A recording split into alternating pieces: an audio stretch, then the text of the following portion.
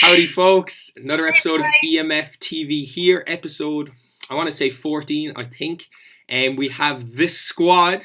We have Kate Parfrey and we have Josie Mac, isn't it? Mac will do. Mac, Josie Mac PT, yeah, that's what I know you, as I only found out your second name a few minutes ago. But basically, yeah, ye have started up a new gym, a new business out in kind of Toker way. And if you could tell me both a little bit about yourselves, who ye are, and then maybe kind of segue into what the squad is all about. Well, I'm Josie Mac, so maybe McCarthy, but I'm the country one of the two of us, so you probably hear that from my voice and Kate's posh voice, so we're definitely different. So we met each other in our PT course in, 2 years ago? Yeah, 2015. Yeah, 2015, where I didn't mind my job, but certainly didn't want to be doing it for the rest of my days. So I met Kate and this kind of preschool teacher. I know, right? 5 years. Yeah, never wanting them now myself. It's really good contraception for anybody that wants to quit it. So also, then we obviously started doing this on the side or whatever, and then after our last job, we decided to go out and just do it by ourselves. So yeah, that's kind of really me. Otherwise, you can just have to scroll through my Instagram and then you'll find out absolutely everything about me. Big fan quote. Right. And Kate, the same, is it, basically? I was in a job that I was happy with, but I knew that it probably wasn't for life. I was a project manager and I had come home from Australia and I suppose got into health and fitness a bit more. Was only going to do the course as a bit of background knowledge, then met Joanna and life change. It just spiraled out of control. That's a good thing. You didn't even plan it, so it got legs and it's just ran away from you now. We planned it New Year's Eve 2016 over a glass of Prosecco. Yeah. Brilliant. Some of the best plans are made in those types of scenarios. We'll meet you in the whole pub as well. Well, we're out by 6 and home by 10. Good. That's it. And not to get off point, but that's some of the best stuff on your Instagrams is just your normal, and you like to train. And that's what a lot of people, I'm sure, can relate to, compared to some of the other sides of the fitness industry that are a bit more extreme. Is that what the squad is about? It's a gym, personal training classes, normal people doing cool stuff. Yeah, I suppose everybody's different. Everyone has their own goal. Like, we have some people who just want to come in here and train, eat normal, like not be very strict, and then we have people who are very strict and want to have a specific goal. So everybody is different, really. Yeah. And is that the kind of the ethos in the squad? Is doesn't matter who you are or what you want to do, you're safe and you're welcome here to reach those goals if possible. Yeah, exactly. We're taking it seriously as you want to take it. There was a girl recently who wanted to beat her swim PB. So we took her very seriously and we worked really hard with her to break her PB. Then other people just want to come in and go out on the piss on a Saturday night and work hard and do it in the AM on a Tuesday, Thursday, and we're happy for them too. Yeah, absolutely. And is that kind of the goals that your clients have, or what do they want? Do you find any themes across the people that are coming in? Are they all, we want to learn how to train properly, or we need help with our diet, or we just want somewhere to go that is healthy and it's a hobby and it's not sitting at home? Yeah, well, I suppose it is a good mix, but I suppose like you said a while ago, we're pretty good balance ourselves in the fact that we can live our lives and also train. So we do get a lot of people, especially like younger girls, interested in weight training that come in and want to do a bit of weight training and learn how to do that as well and to have a good balance. And I think that's where Fit Bitch came from, because a lot of the girls who would come to our classes, they're very strong and capable, but they mightn't know how to lift weights properly. So we developed Fit Bitch, which is starting on Thursday the 11th at hashtag, and where it's basically a learn to lift course for women who might not necessarily want to go into a busy commercial gym. Yeah. Give them a few tools, but it's a 6-week course, and then they'll be flying it after that. Brilliant. Gyms can be very daunting for people who've never been in the weights area. Like, I know that when I started that was my biggest fear, was going into a gym and not knowing where to go or what to put up or how to lift the weights or even how to change the bars on the racks or anything. And I know that when we said we'd do Fit Bitch, that we'd make sure that people would be able to just boss in and throw in their earphones and train wherever they want and not feel like people are looking at them. Yeah, brilliant. Is that kind of some of the advice you would give, let's say, if there's anyone watching or listening to this, that a young female about to start something in January, I'm sure there's thousands of them, What kind of tips would you give her to go to the gym? Let's say if she lives somewhere else and just wants to start. Yeah, I suppose the first thing would be to make sure you're doing it right. You know, there's no point going into the gym and spending so much time and effort if you're not really doing it right and you're not really achieving what you want to achieve. And just a few simple pointers and you can make huge gains in what you're doing. And it's not just women too. There's a lot of guys who would feel intimidated going into a big commercial gym. And especially because fitness is so huge nowadays that, like, if you are a guy who's just starting off, you might feel like not able to go in a lift, whatever, like the other guy across from you was doing. Whereas at least if you have a little bit of background and a little bit of knowledge, it's not as daunting then. Yeah, absolutely. And you obviously have just started the business and you're busy, thank God. Things are hectic. How are you even finding the time to train? And I'm taking more of your time now. We're actually taking our time. Sorry about that. But have you felt that the health and fitness suffered and kind of got a look into, God, if I was, really busy, would I have the time, or have you found ways around fitting in workouts and trying to eat a little bit better when you can? I suppose it works because we have no other option. We have to eat well and we have to eat regularly, because if we don't, we just fall down. And we have a break in the middle of the day, which we scheduled in to do our training, to do our food prep, to do our washing, to have a nap. And then we're right back. So we've no real excuse. So that's why if somebody says to us they don't have time to go to the gym, we have time and we work 12-hour days. So if we have time to go to the gym, then you definitely have time as well. They're not making the time maybe to go to the gym. Yeah. And do you find that is the biggest obstacle that people will face reaching their goals, how they prioritize it? The idea of I want to be fit rather than I need to be fit and I'm going to do everything within my power to do it. Do you find some people they need to take a step back with their expectations, or they just need maybe a different route? To be honest, I think that you need to find somewhere that you like and find people that you connect with in order to actually want to keep going. Like, I know that we'd have people that are going to constantly sign up to their packages again because they like coming into us and what we do. And I think that if you're comfortable going to somewhere and that if you have a good connection with your trainer or with the gym that you're going to, you're never going to want to leave and you're going to want to start enjoying it as opposed to dreading it. It won't seem so much of a chore. Yeah. And I think people put a lot of pressure on themselves they see people on Instagram and think they train 5-6 days a week. I'll never be able to do that, so why should I start? But once, twice, 3 times a week could make a massive difference if you just start. And then before you know it, you're up to 3-4 times a week. And that might suit you. Yeah. We don't say you have to train 6 days a week. And if you get 1 or 2 extra sessions in your busy day, then that's great. I think you should take the pressure off and just do what you can at the start. Mm-hmm. Yeah, and that goes as well for the food. Yeah. People think January I'm going to go to the gym 5 times a week and I'm going to make 4 classes on top of that and I'm going to eat lettuce all week, and it's so unrealistic. You have to be able to do it all in moderation as well. Yeah.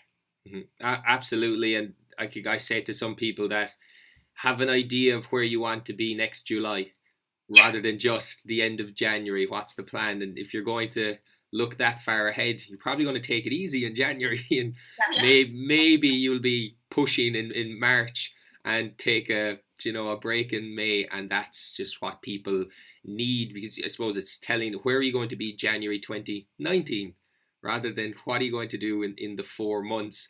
I suppose that's the next question I was going to ask you was kind of maybe about some of the myths that annoy you most. Maybe one is kind of realistic expectations. Are there any other myths that personally you're just will that one just die, please? Carbs make you fat. That's my favorite. Carbs make you happy. Yeah, especially younger girls, unfortunately always believe that if you eat too much carbs, they're going to make you fatter. You'll give someone a meal plan that you've catered specifically to them, and then all of a sudden they're like, oh, there's a lot of carbs on this now, so I left out that night because I thought I was eating a lot of carbs. That's one of the worst things. Or oh my God, did you put 1,900 calories? I think that's too much food. X, Y, and Z app told me that I should only eat 1,100. I've eaten 1,100 by 9 o'clock in the morning. I'd die if I was only Yeah. Yeah. I don't know if there's any more. Not really think. I think another one that annoys me is that you have to do it all the time. Like, there could be some days, like, I will train today, but if I didn't want to, I wouldn't. You know, and I think that's really important. There's a myth, I think, that you have to go hell for leather and you have to do it every single day. Like, as long as you're not, you know, completely binging on the day that you don't train or go eat at Domino's, I think you'll be fine for one day not training. Your body doesn't even know what it's doing. So I think that's something that annoys me, that you feel you have to do it all the time. Yeah, absolutely. And just to go back to your myth, Josie, what would you say to that female who has been given, let's say, 1,900 calories, and she's, MyFitnessPal tells her 1,200, and it's hard for her to comprehend in the first week, maybe, especially if she maybe got a little water weight and just felt just on edge. How would you talk her off that cliff edge? Carbs and girls in particular, because boys don't seem as afraid of carbs, really, in fairness. So I could sit and talk about carbs and girls all day long, but like, that's why I have no problem in putting things that I eat on social media, because I do actually eat them, and I have no problem in being like, oh, I'm going to bulk now, which I can't wait for in January, and I'm just going to eat all the carbs all the time. Do you know what I mean? Like, I think if you can get through to them, it takes time, but I was obviously like that as well. I used to be like, oh my God, I'm eating so many carbs. But I think if you've had a little bit of experience in thinking, oh my God, 1,900 calories are going to make me fat, then at least you can relate to people in that sense as well. What we usually say as well is give us 2 weeks. Just give us 2 weeks solidly on plan, coming to the gym, doing your sessions, and we'll assess you, we'll, you know, weigh you in, measure you in, and if we don't see a change, we'll switch things up. But after the 2 weeks, they're always down, they're always leaner, they feel better, they have more energy, they're enjoying their training. Like, we always win. Yeah, you get them. I'll always have like cheeky quick high fives, like we knew it. You bring in these brownies. You're like, oh, anyone want some low carb brownies? And then they eat them. You're like, haha, they were high carb. That's one way. So, if those were some of the myths, what would be some of like the go-tos? I always say if someone was sitting beside you on an airplane and they said, right, 2 minutes, tell me, how do I get fit, sexy, and ready for the beach? Spray tan? Spray tan, number one. I'd actually just give them a flyer, to be honest. You have them on hand. Yeah, on hand all the time in my handbag. Very good. So the one thing I'd say that I do not listen to myself is drink lots of water. I'm awful for it. I haven't drunk water since 1992, and I'm going strong. Like, I just, good for you. I hate water. So I think my biggest one would be, every time I get the water into me, I feel so much better. I feel leaner in the morning, and I'm just hydrated. So I think my number one would be to try and drink water. I think mine would be to stay consistent, because it's, again, something I don't listen to. I think that I should start my meal plan, and by 3 days later I should be ready to do what I wanted to do. And like, I know exactly why and how I need to be patient and stuff, but yet I still whinge to Kane and be like, well, why though? You need to tell me now, be my trainer, even though I know myself. So consistency will always win. Yeah, always. Patience will always win. Absolutely. Girls, though, I think girls are less patient. Yeah. We want it all in like 6 weeks, but I know my body takes me 12 weeks to see real progress. Other people are different. Like, it might take someone 2 weeks of solid dieting and solid training and drinking water, but everyone is different. So I think you do need to be patient when it comes to your food. Yeah, absolutely. Again, it's just that long-term approach. Even if we call some of our own marketing like 6 week or 8 week or 10 week or 12 week programs, I usually say to people, this hopefully is the first program or the last program you ever start, so that we can just get this start right, and then we can do the middle in the next 10 months, and then we can finish it in the next 10 years. And as long as they go, okay, I like the sound of that, I have someone who gets it. So going off that, the 10 months and 10 years, what is the future for the squad in the interim and maybe in the long term? We're not going anywhere anyway. That's good. Good start. To be honest, we haven't even had time to stop. Like, since day one, our classes have been full, our days have been full. We do an average of 24 PTs a day. Brilliant. And we could have 12, 15, 16 people in a class last night. So we haven't really had time to sit down and brainstorm. But we do know that we want to expand soon. Very good. Very good. And that, yeah, well, look, yeah, whether that's increase the size of your facility or get another facility, yeah, I won't pry too much into that. The last question, I think, to wrap it up is: would you have been able to do it without each other? Do you think that's integral to your success thus far? When you're having a bad day, Kate, Josie picks you up, and vice versa, like that. Yeah, there's not a hope we'd have done it without each other, to be honest. Not as quickly and as efficient and as well, because we very much have different strengths and weaknesses that the other one would always pick up. We're pretty much opposites, but we're so alike. So anything that I'm deficient in, Joanna definitely has in spades. And vice versa, obviously. Like when I come in, I was so cranky now on yesterday. I was like a bear, and Joanna just picked me right up. And then you just feel like if I'm tired, I know she's tired, so we'll just both get giddy together. There's no down. It's like, let's go on Instagram stories, let's have a laugh, and let's make the day run really fast, and it always does. Brilliant. Well, glad to hear that. Look, that's wrapped up everything you could. The best thing is, I'll know, before you do wrap Of course, please. We will literally leave here after 6 hours and schedule our next meeting, which will be an hour after we train, and then go for coffee, and then come back into work at 4 o'clock. So we spend all of our free time with each other as well. So you don't have a choice to get on, a butt to get on. Yeah, and as well, one thing, I think what gets us through our day is our clients. I know it sounds really cheesy, but we have the loveliest girls and guys that come to us and train with us. They're so supportive.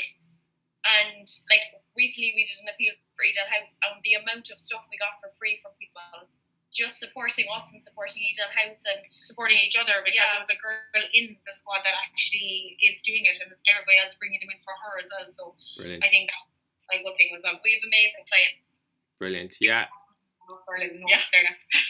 That's it. Yeah, your clients are an extension of ye, because I think that's it. Like you attract people that like ye, which means that they're probably similar or want to be similar to ye, and it's just a great cycle like that hopefully will keep going. But look, that's everything from me. Thank you very much for coming on. It's been a pleasure. Hopefully I'll get out to the squad facility someday in the future, and yeah, we can do a bit of training or something like that. What's that? Yeah, birthday or Christmas presents out for everyone. I'll get us all out there. But look, thank you very much. Enjoy the rest of the day, and I'll just hopefully try and stop this.